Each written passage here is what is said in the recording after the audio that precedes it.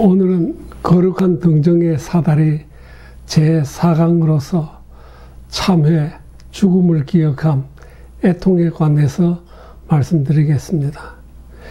이 주제는 사다리의 5번째 계단, 6번째 계단, 그리고 7번째 계단을 말씀드리는 것입니다. 그 순서로서 첫 번째 들어가는 말, 두 번째 전도된 기억을 바로 세움, 세 번째는 5번째 계단으로서 참회에 관하여, 네 번째로는 6번째 계단으로서 죽음을 기억함에 관하여, 5번째, 7번째 계단으로서 애통에 관해서 말씀드리겠고, 마지막으로 나가는 말씀으로서 이번 강의를 구성하겠습니다. 첫 번째 들어가는 말, 사다리는 하늘에 닿아 있는 30개의 사다리를 상징으로 삼아서 우리의 영적 여정을 설명하고 있습니다. 30개의 단은 각각 단절되지 않습니다. 한 단은 나머지 29개의 단의 상황을 어느 정도 수반하고 있습니다. 그러므로 사다리의 요한이 각 단에 이름을 붙인 것은 거기에 나타나는 특별한 현상을 일컫는 것으로 보아야 할 것입니다. 예를 들면 오미자의 맛을 설명하기 위해 5가지 맛으로 구분해서 설명하지만 실은 5가지의 맛이 어우러진 하나의 맛, 오미자의 맛입니다. 예를 들면 오미자의 단맛에 나머지 4가지의 맛을 품고 있습니다. 그래야 오미자의 맛입니다. 이러한 통합적인 어프로치는 기독교 영적 여정 전반에 적용되어야 합니다. 예를 들면 정화, 조명, 합일이라든가 귀고 2세의 렉시오 디비나에서 읽기, 묵상, 기도, 관상이라는 4단계 또는 이 책 사다리의 30개의 계단을 이해할 때 적용해야 할 것입니다. 사다리의 2번째 강의는 처음 3계단에 관해서 설명했습니다.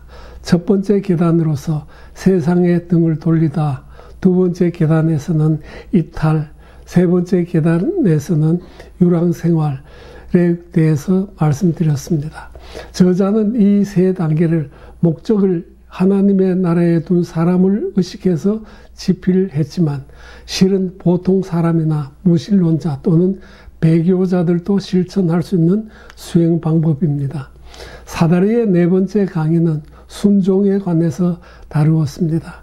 저자가 순종을 4번째 계단에 앉힌 것은 성경의 4복음의 저자를 염두에 두어서 그랬다고 했습니다. 이들이 기록한 복음서의 주제는 하나님 나라의 선포에 있습니다. 그러므로 자기 뜻을 버리고 복음의 계명에 순종한다는 것은 그들의 영적 여정의 목적이 하나님 나라의 구현에 있다고 보아야 할 것입니다. 그리고 이와 같은 목적으로 형성된 거룩한 공동체의 일원으로 살자면 지도자와 공동체의 규칙에 당연히 순종해야 할 것입니다. 이들은 영적 아빠가 제정한 규칙에 순종하는 것을 부모를 공경하라는 계명과 같은 위치에 두고 실천했습니다. 두 번째, 전도된 기억을 바로 세움. 이제 4번째 강의로 5번째에서 7번째 계단 참회와 죽음을 기억함과 애통을 다룹니다. 이 3계단의 공통된 특성을 고려해서 전도된 기억을 바로 세움이라고 했습니다. 야곱의 사다리는 아랫단은 땅에 두고 제일 윗단은 하늘에 닿아 있습니다. 아랫단이 놓인 이 세상은 우리가 버려두고 떠나야 할 곳입니다. 그리고 버리고 떠나야 할 세상은 하나님 나라의 반대편에 있는 것입니다. 그러나 이 세상은 하나님이 그의 독생자를 주실 정도로 사랑하십니다. 그러므로 우리는 역설적으로 버리고 떠나야 할 세상과 하나님과 함께 사랑해야 할 세상을 동시에 살고 있습니다. 그렇다면 우리는 이 두 세상에서 어떻게 살아야 합니까? 그 대답은 출애굽기에서 힌트를 얻을 수 있습니다. 하나님은 광야를 걷는 백성들에게 만나를 40년 동안 내려주셨습니다.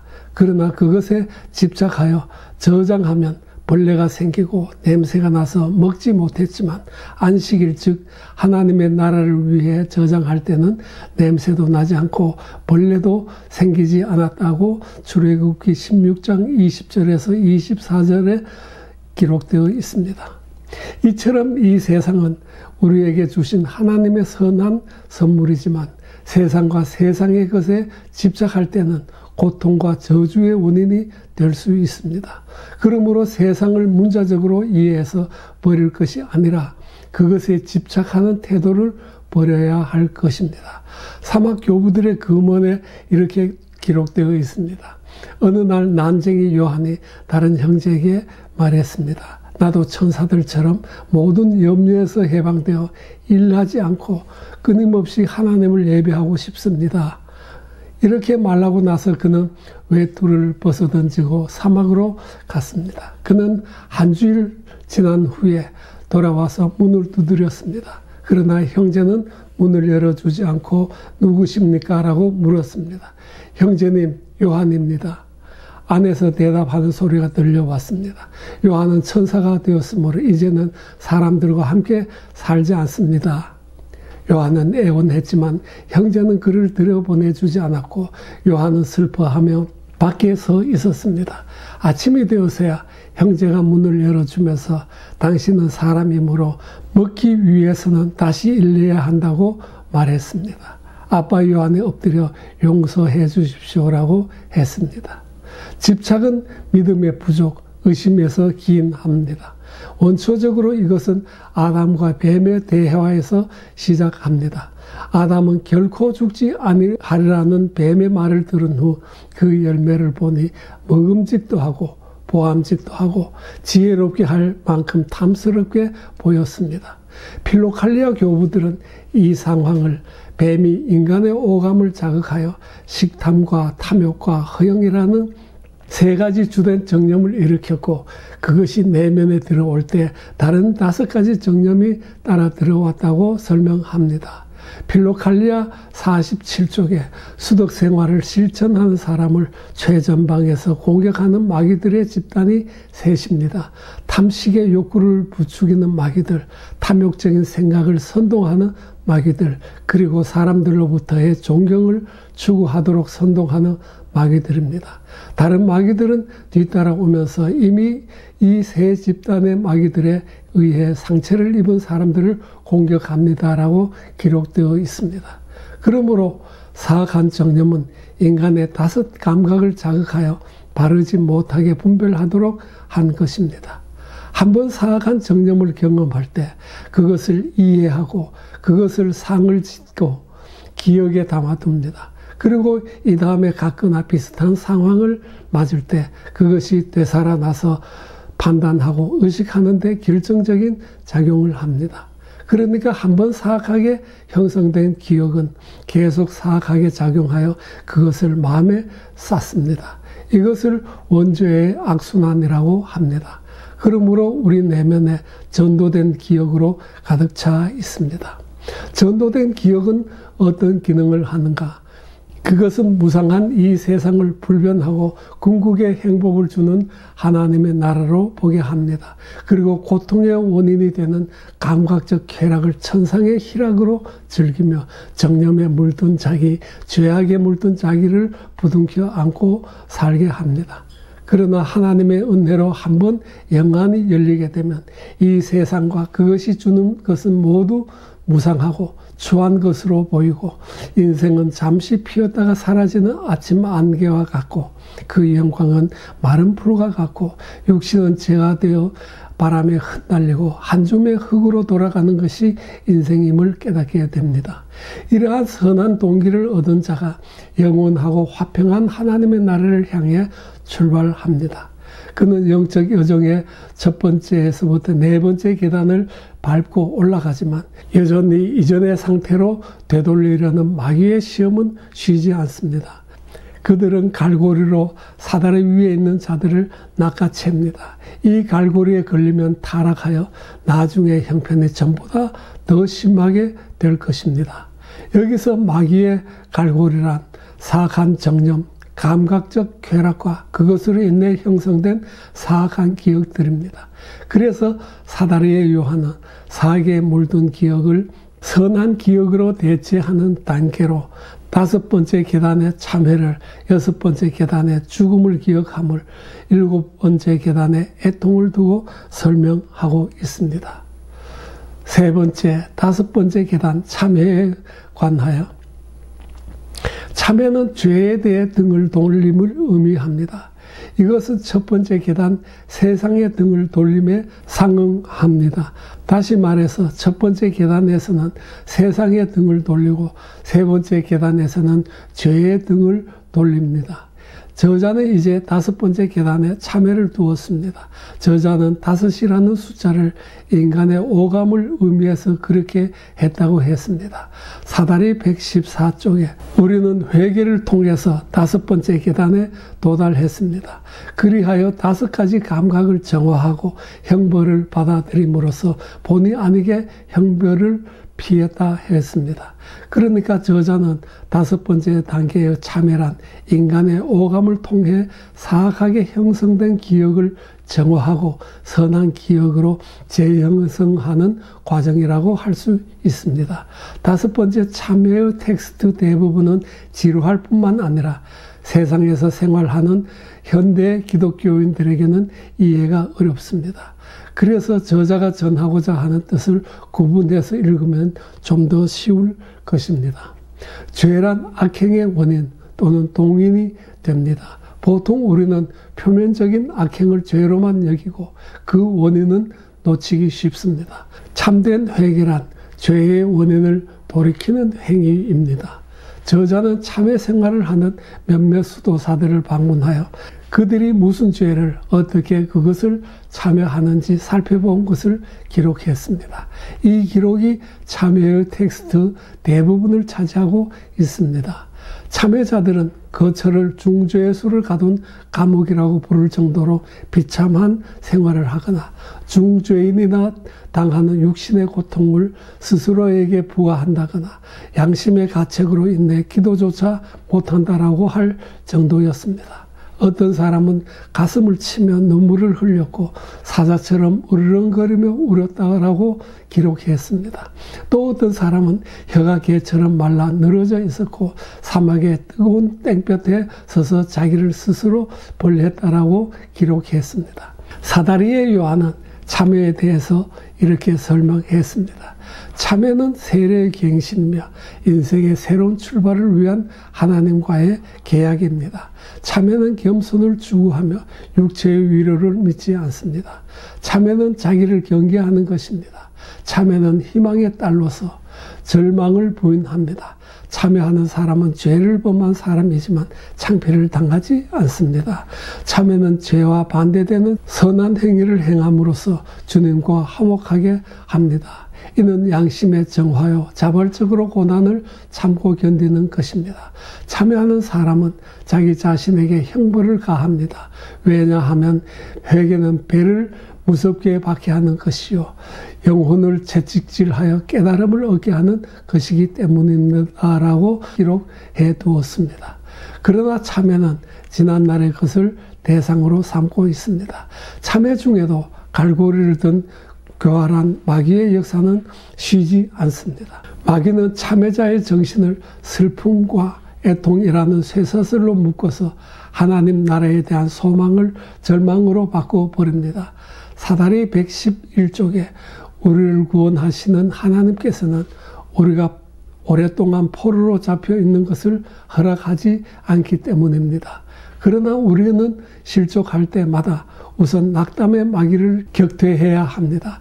왜냐하면 그는 우리가 기도하고 있을 때 바로 우리 곁에 다가와 우리로 하여금 과거에 하나님과 함께 누렸던 좋은 관계를 생각하게 만들며 우리의 기도를 분산시키려 하기 때문입니다라고 기록해 두었습니다. 절망이란 희망을 잃은 상태를 말합니다. 다시 말해서 처음 출발할 때 세웠던 여정의 목적을 상실하게 합니다. 목적을 잃은 영혼은 이리저리 돌아다니며 한참 일할 낮 시간에 자리를 펴서 잠을 청하거나 하나님의 일에 게으르고 해태하게 합니다. 이러한 해태 상태를 헬라어로 아케디아라고 하며 현대어로는 곤태라고 부릅니다. 이 질병에 걸린 사람은 하나님의 일에 지루함을 느낀 나머지 다른 데서 기쁨을 찾습니다.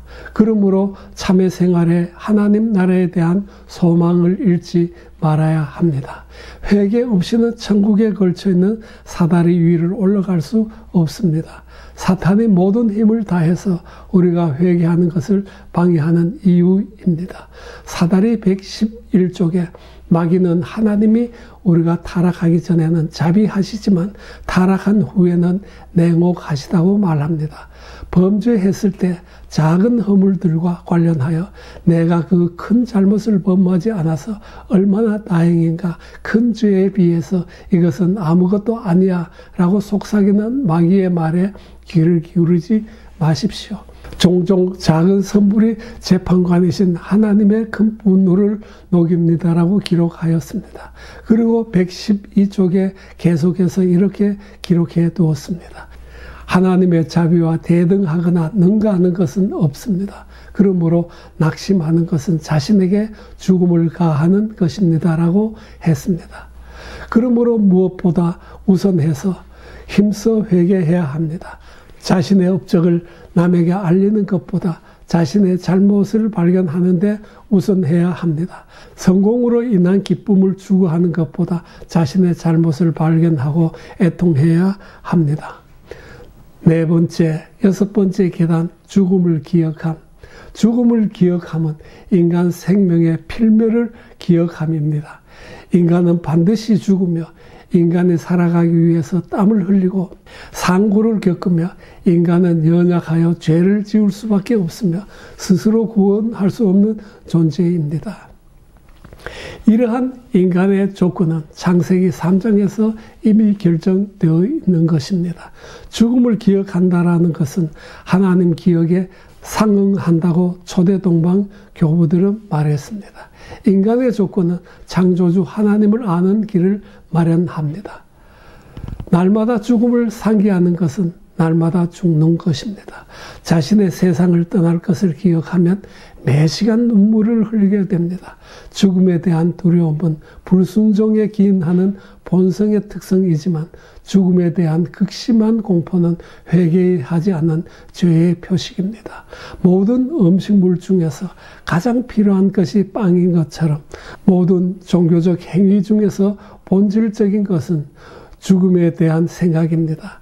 날마다 죽음을 생각하며 사는 사람을 칭찬을 받으며 매 시간 그러한 생각에 몰두하는 사람은 성인입니다라고 사다리 115쪽에 기록되어 있습니다.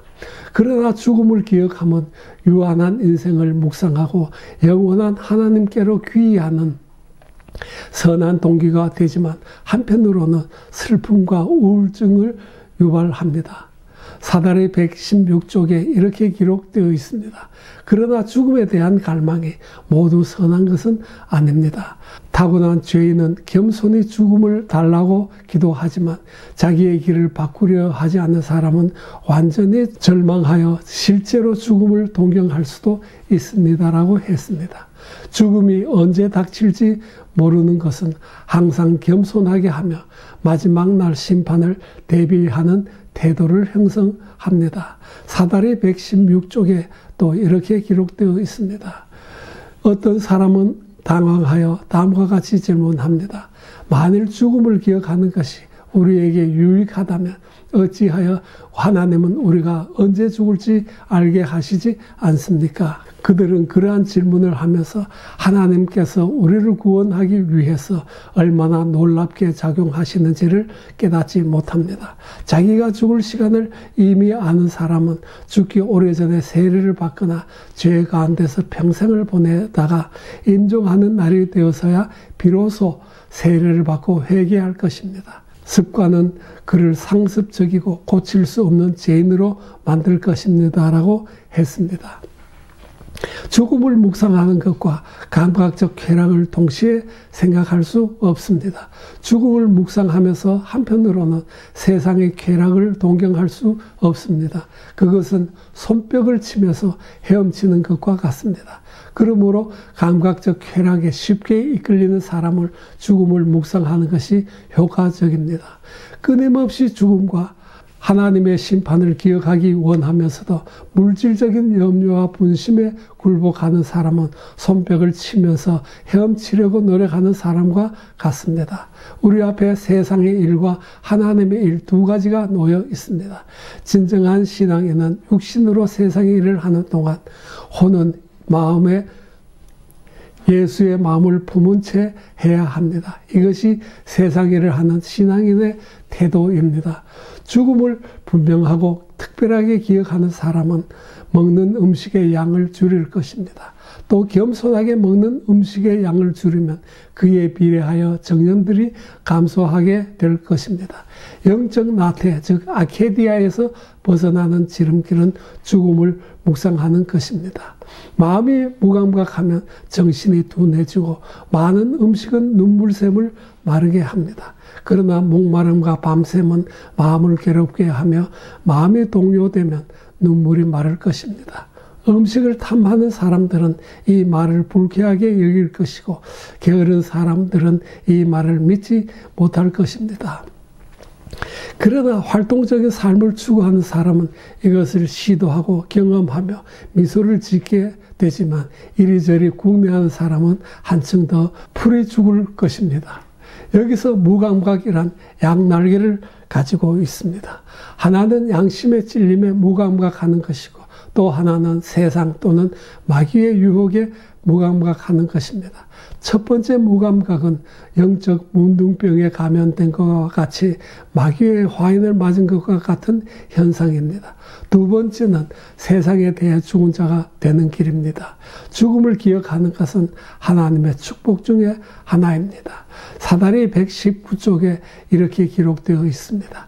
죽음에 대한 기억도 모든 축복과 마찬가지로 하나님에게서 오는 선물이라고 확신할 수 있을 것입니다. 우리가 종종 공동묘지 앞에서도 눈물을 흘리지 않고 무관심하게 서 있다가 전혀 그렇지 않은 장소에서는 양심의 가책으로 가득 차는 이유를 어떻게 설명할 수 있겠습니까? 라고 했습니다.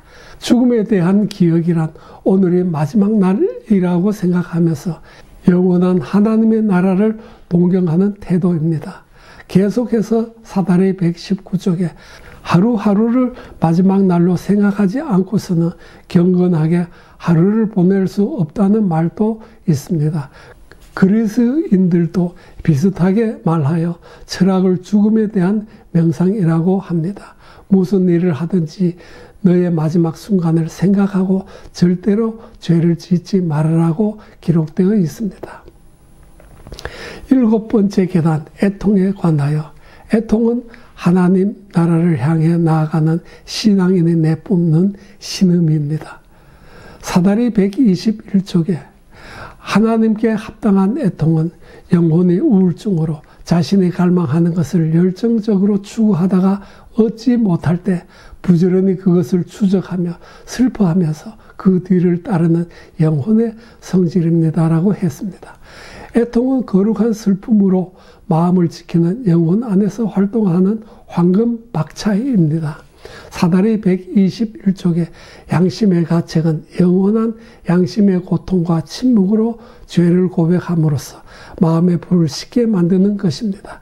사람은 죄 고백 때문에 빵 먹는 일을 망각하므로 죄 고백은 본성의 망각입니다라고 했습니다.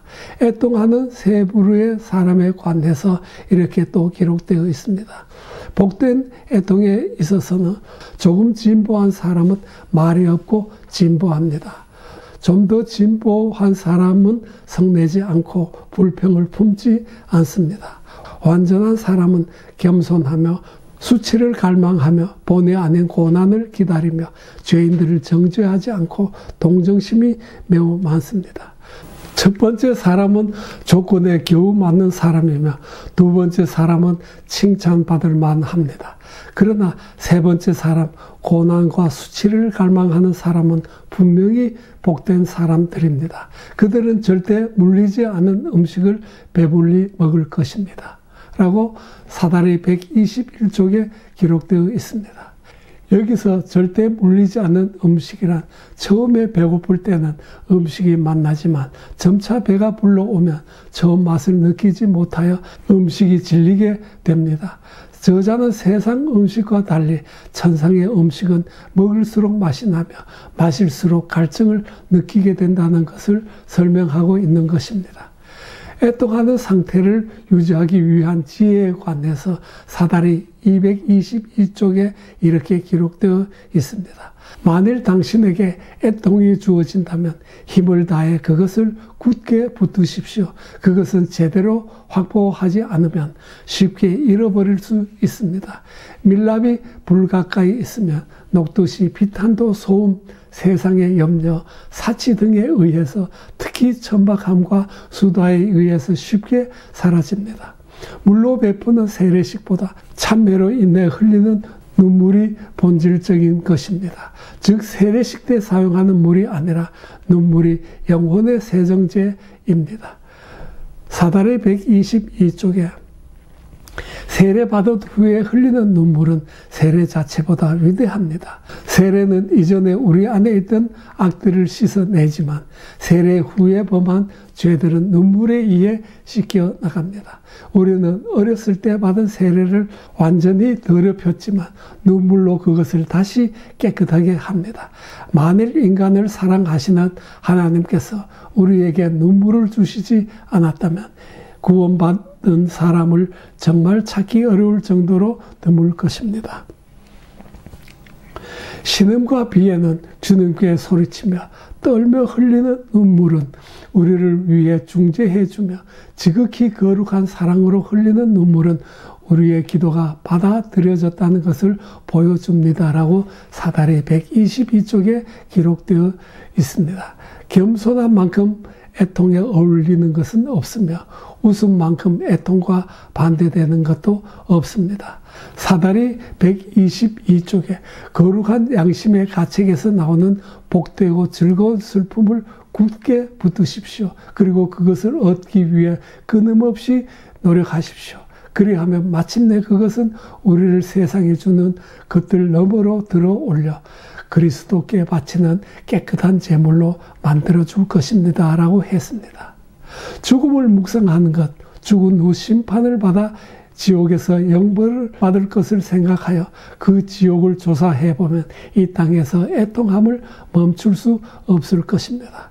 사다리 123쪽에 어두운 불에 시면 그것의 잔인한 앞잡이들, 무자비하고 냉혹한 심판관, 지하에서 끊임없이 타오르는 불길, 그 혼돈, 하계의 방들과 입을 벌리고 심연으로 내려가는 좁은 내리막길 등의 영상을 쉬지 말고 상상하며 조사하십시오. 그렇게 하면 영혼 안에 있는 욕정이 억제될 것이며 모든 불 넘어 비추어주는 비물질적인 빛을 받게 될 것입니다. 라고 했습니다. 그러나 애통에도 거칠애와 허영이 작용합니다. 사다리 123쪽에서 124쪽에 이렇게 또 기록되어 있습니다. 죽은 자를 매장하는 자리에서는 죽음을 애도하다가도 곧 돌아서서 술을 마시는 사람들을 본받지 마십시오. 그보다는 광산 감독자에게서 매질을 당하는 죄수라고 생각하십시오. 우리는 혼인잔치에 초대를 받아 이곳에 온 것이 아닙니다. 우리는 자신을 위해 애통하라는 부름을 받았습니다. 라고 했습니다. 전도된 기억을 되짚기 위한 몇 가지 상상에 관하여 사다리 124쪽에 이렇게 기록되어 있습니다. 침대에 누워있는 것을 무덤에 누워있다라고 상상해 보십시오. 그리하면 지나치게 많이 잠을 자지 않을 것입니다. 식탁에 놓인 음식에서 구더기가 득실거린다고 상상해 보십시오. 그리하면 사치한 음식을 원하지 않을 것입니다. 저녁에 잠들 때나 아침에 일어날 때 영원한 부를 상상하십시오. 그리하면 시편을 노래하는 시간에 게으름이 우리를 삼키지 않을 것입니다. 애통하는 데 도움이 되는 옷을 입으십시오. 죽은 자를 애도하는 사람은 검은 옷을 입습니다. 애통할 일이 생각나지 않는다면 애통할 수 없다는 사실을 애통하십시오. 그러나 애통할 수 있다면 죄로 말미암아 고역으로부터 자유로운 상태에서 고역이 가득한 상태로 끌어내려졌음을 애통하십시오라고 했습니다. 모든 종교에 부정관이라는 수익이 있습니다. 이것은 감각적 쾌락에 침몰한 영혼을 구조해야 하는데 효과적인 방법입니다. 애통에도 능동적인 애통과 자발적인 애통이 있는데 애통에 허영의 눈물이 섞입니다. 사다리 123쪽에서 124쪽에 또 이렇게 기록되어 있습니다. 진심으로 원하기 때문에 정확히 말하자면 하나님이 원하셔서 우는 것이 아니라 자신의 의지로 우는 사람은 애통의 참된 아름다움을 깨닫지 못합니다. 종종 하나님이 기뻐하시는 애통의 허영에 추한 눈물이 섞입니다. 이것은 애통하면서도 옳지 않은 일을 행할 때 경험됩니다라고 했습니다. 다양한 눈물이 있습니다. 특히 초심자들이 흘리는 눈물이 애매하여 분석하기 어렵습니다. 사다리 126쪽에 이러한 눈물을 분석하는데 필요한 교훈을 줍니다. 왜냐하면 눈물은 다양하기 때문입니다. 본성에서 오는 눈물, 하나님에게서 오는 눈물, 선한 일이나 악한 일을 당하는 데서 오는 눈물, 허영에서 오는 눈물, 방탕함에서 오는 눈물, 사랑에서 오는 눈물, 죽음을 기억하는 데서 오는 눈물, 그 밖의 일로 오는 눈물이 있습니다라고 했습니다. 그 중에 하나님 두려움과 죽음을 기억함으로써 흘리는 눈물이어야 합니다. 이 눈물은 우리의 영혼을 정화하고 무정념으로 인도합니다. 하나님에 대한 두려움으로 말미암아 우리 자신을 이 모든 방식으로 훈련했으므로 우리는 반드시 죽는다는 것을 기억함으로 흘리는 깨끗한 눈물을 획득해야 합니다. 이 눈물에는 거짓된 것이 없고 자부심에 영합하지도 않습니다. 이 눈물은 우리를 깨끗하게 해주고 하나님 안에서 인도해주고 죄를 씻어주며 정념들을 서서히 없애줍니다라고 사다리 126쪽에 기록되어 있습니다. 그러므로 자신의 눈물을 조사해 보아야 합니다. 사다리 127쪽에 당신의 영혼에 아직 완전히 깨끗하지 못한다면 당신의 눈물을 의심하십시오. 앞찾기에서 곧바로 짜낸 포도주는 신뢰할 수 없습니다. 하나님이 기뻐하시는 눈물은 모두 유익하다는 것을 부인하는 사람은 없을 것입니다. 그러나 우리는 죽을 때 비로소 유익함이 어디에 있는지 발견해낼 것입니다라고 했습니다. 하나님이 기뻐하시는 눈물을 흘리는 사람은 날마다 찬양을 그치지 않지만 육체적인 칭찬을 포기하지 않는 사람 앞에는 끝없는 눈물이 예비되어 있습니다라고 127쪽에 기록되어 있습니다. 겸손한 자는 높은 곳에 앉은 황제처럼 웃음에게 가라고 명령하면 웃음이 가고 사랑스러운 울음에게 오라고 명령하면 울음이 옵니다. 또 우리의 폭군이요 노예인 몸에게 이것을 하라고 명하면 그대로 합니다. 하나님이 주신 복된 애통을 결혼 예복처럼 입고 있는 사람은 영혼의 영적 웃음을 알게 됩니다라고 사다리 127쪽에 기록되어 있습니다. 자신의 눈물을 자랑하지 말아야 합니다. 그럴 때 허영이 순수한 눈물을 오염시킵니다. 사다리 128쪽에 자기의 눈물을 자랑하는 사람 그리고 울지 않은 사람을 비난하는 사람은 원수를 공격할 무기를 왕에게 요청하여 그것으로 자살하는 사람과 같습니다라고 했습니다. 어리석은 사람들은 종종 자기의 눈물을 자랑합니다. 이것이 어떤 사람들에게 애통의 은사가 주어지지 않는 이유입니다. 이것이 바로 눈물을 흘리는 사람에게 허영이라는 마귀가 유혹하고 있는 것입니다. 사다리 129쪽에 마귀들은 잔인하게 우리를 속입니다. 음식을 배불리 먹으면 마귀들은 우리가 죄의식을 느끼게 만듭니다. 우리가 금식하면 마귀들은 우리 마음을 굳게 만들기 때문에 결과적으로 우리는 거짓 눈물로 자신을 속일 수 있게 되고, 그런 다음에 정념의 원천인 화로운 생활로 넘깁니다. 그러므로 마귀의 말에 귀를 기울이지 말고 그것들이 제안하는 것과 반대되는 방법으로 행동하십시오라고 기록되어 있습니다. 진정으로 애통하는 눈물 속에 기쁨이 스며 있습니다. 나는 애통의 내적인 기쁨과 즐거움이 마치 벌집 속에 꿀처럼 섞이는 것을 발견하고 놀랐습니다. 여기에서 양심의 가책이 하나님이 주시는 선물이라는 것을 깨달아야 합니다. 하나님은 진심으로 회개하는 사람에게 은밀히 위로를 주심으로 영혼 안에는 참된 기쁨이 있습니다라고 사다리 129쪽에 기록되어 있습니다. 애통은 일시적인 것, 무상한 것에 집착하지 않게 합니다. 감각적이며 세상적인 감각적 쾌락을 받아들이는 것은 양우리 안에 늑대를 들여놓는 것과 같습니다. 애통은 영적인 늑대를 몰아내는 역할을 합니다. 모든 무상한 기쁨을 당신에게 합당하지 않은 것으로 여겨서 몰아내십시오 라고 사다리 131쪽에 기록되어 있습니다. 애통은 아기가 잃어버린 엄마를 찾는 것과 같습니다. 아기는 아버지를 알아보면 행복으로 가득 찹니다. 만일 아버지가 사업상 떠나 있다가 집에 돌아오면 아기는 한껏 슬퍼하면서 또 한편으로서는 기뻐합니다. 즉 자기가 사랑하는 사람을 볼 때 기뻐하며 그 사랑을 오랫동안 박탈당했다는 사실로 인해 슬퍼합니다.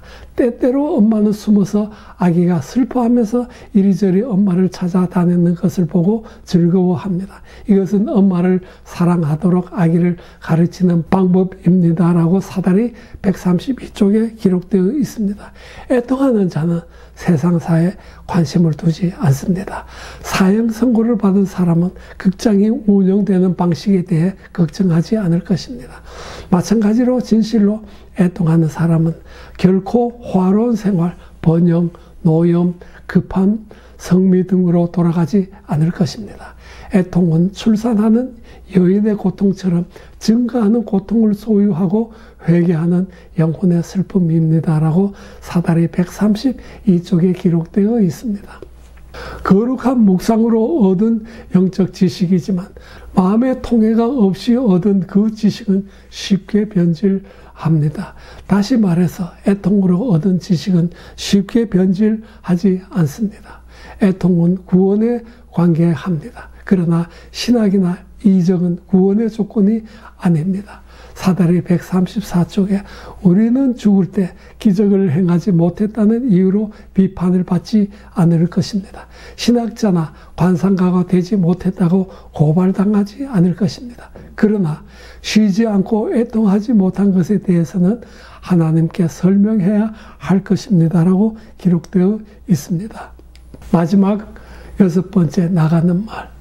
우리가 세상의 등을 돌리고 잡은 것을 놓아버리고 이 세상을 과객처럼 살며 복음의 계명에 순종하기를 다짐하고 신앙 여정을 떠났지만 도중에 갈고리를 든 마귀를 만나게 됩니다. 그것은 다름이 아니라 내면 어두운 곳에 은밀히 숨어있던 기억입니다. 이 기억은 원죄로 인해 그리고 그것의 영향을 받아서 과거에 형성된 사악한 기억입니다. 이것을 필로갈레아 교부들은 정념에 물든 기억이라고 하며 또한 정념으로 인해 형성된 선입견이라고 합니다. 이 정념에 물든 기억 또는 선입견이 장기 기억으로 마음 속에 도사리고 있다가 새로 같거나 비슷한 상황이 닥치면 그것이 현재의식 또는 작용기억으로 되살아나서 그것을 판단하고 해석합니다. 필로갈레아 교부들은 순수한 마음, 하나님이 계시는 마음을 속사람이라고 했습니다. 그러니까 정념에 물든 마음, 즉 이 속사람을 부인하지 않고서는 예수 그리스도를 따라갈 수 없습니다. 정념에 물든 자기는 하나님의 나라가 아니라 세상의 감각적 쾌락을 쫓아가기 때문입니다. 그래서 주님은 누구든지 나를 따라오려거든 자기를 부인하고 자기 십자가를 지고 나를 따를 것이라고 말씀하셨습니다. 예수님이 성전에서 잡상인들을 몰아내신 사건이 바로 영적으로 정화에 해당하는 것입니다. 마태복음 21장 12절에서 13절에 예수께서 성전에 들어가사 성전 안에서 매매하는 모든 사람들을 내쫓으시며 돈 바꾸는 사람들의 상과 비둘기 파는 사람들의 의자를 둘러 엎으시고 그들에게 이르시되 기록된 바 내 집은 기도하는 집이라 일컬음을 받으리라 하였거늘 너희는 강도의 소굴을 만드는도다 하시니라 하고 마태복음 21장 12절로 13절에 기록되어 있습니다. 사대리의 요한은 내면의 지성소에서 몰아내야 할 것은 사악하게 형성된 기억, 즉 전도된 기억이라고 합니다. 전도된 기억이란 무상한 세상을 영원한 하나님의 나라로, 고통의 원인을 천상의 희락으로, 부인해야 할 자기를 진정한 자기로 여기는 태도를 말하는 것입니다. 이렇게 자기를 부인하는 것은 마치 자기가 달릴 형틀을 메고 형장으로 올라가는 것만큼 힘듭니다. 그래서 주님은 이 길은 좁고 협착하여 찾는 이가 적다고 하셨습니다. 이 정화의 길, 자기 부인의 길에서 특히 조심해야 할 시험이 있습니다. 그것은 낙심과 그것에서 비롯된 권태입니다. 낙심은 여정을 시작할 때 삼았던 목적에 대한 소망을 잃는 것이며, 권태는 그 길에 놓인 온갖 시험을 대적하고 인내함으로 앞으로 나가는 거룩한 일에 부지런함을 잃는 것입니다. 그리고 자신의 힘으로 영혼을 정화할 수 있다고 확신할 때 그것은 바로 허영과 교만에 이르게 됩니다. 이때 나중의 형편이 전보다 더욱 심하게 됩니다. 그러므로 우리는 예수 이름의 기초를 두고 참회하고 죽음을 기억하고 애통하며 눈물을 흘려야 합니다. 이것이 구원에 이르는 정화의 참된 길입니다.